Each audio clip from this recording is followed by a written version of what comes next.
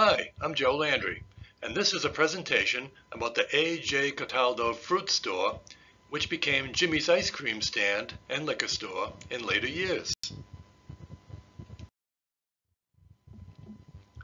The sources of information that will be discussed in this presentation were taken from such places as the Franklin Register, which was the town's first newspaper, and the Franklin Sentinel, which replaced it. The pictures were taken from the Stanley Chilson collection and the Sanborn fire insurance maps, as well as my own personal pictures and postcards.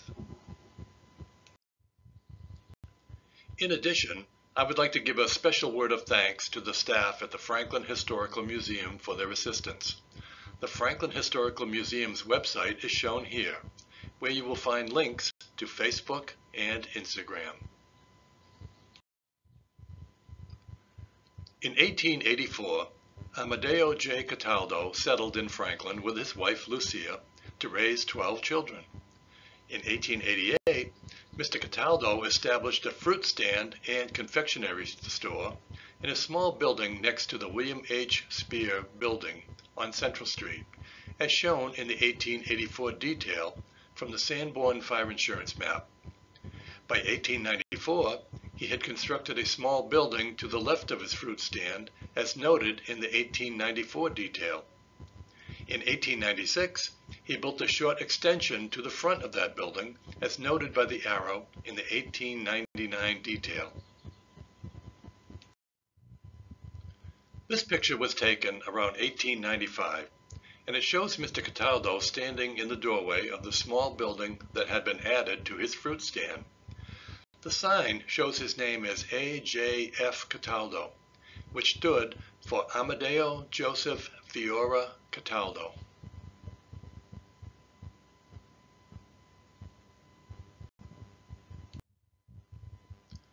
In June of 1913, a notice appeared in the Franklin Sentinel that said that Mr. Cataldo had purchased the Spear property from Annie Spear, the widow of William H. Spear.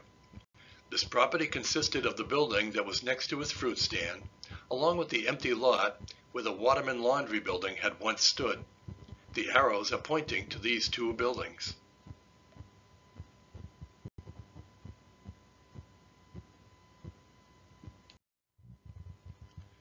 In January of 1920, the Franklin Sentinel reported that the Cataldo Fruit and Confectionery Store in Central Square was being enlarged and remodeled.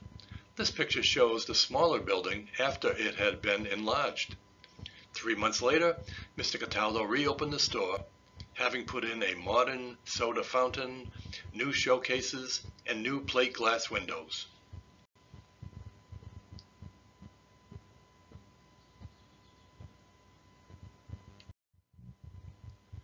In 1924, Mr. Cataldo had completed the construction of his new business block, which was next to the fruit stand, and at that time he made the decision to sell it to Jimmie along with a partner named Mr. Kustabus. This picture was taken around 1924, shortly after the A.J. Cataldo block was completed. The sign over the fruit store shows the year that the store was first established, which was 1888.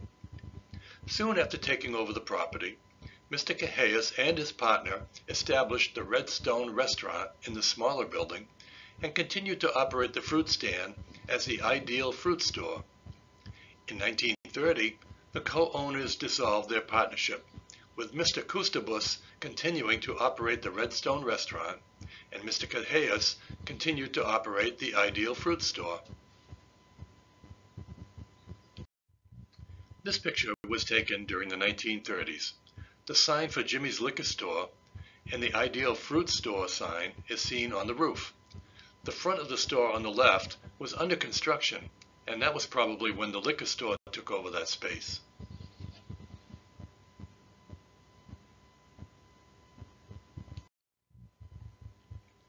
This notice appeared in the June 27, 1946 Franklin Sentinel, which said that a group of commuters had stopped by the Ideal Fruit Store to present a gift and extend best wishes to Leo Manning, as he was about to be married in a few days.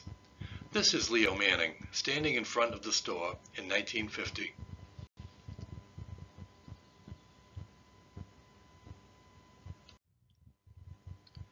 Here is a picture that was taken during the late 1960s.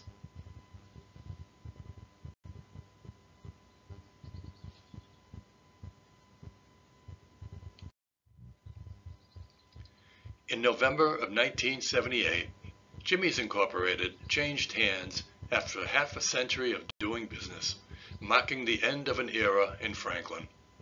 Many Franklin residents recall how they went to his store to buy penny candy from the showcase that was in the front window. After many years, Jimmie Cahias decided to retire and sell his business to Joseph Lenzi, who would remodel and renovate the premises and rename it Franklin Liquors.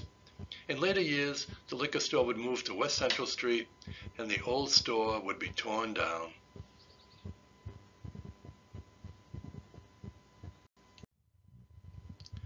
And this concludes my presentation.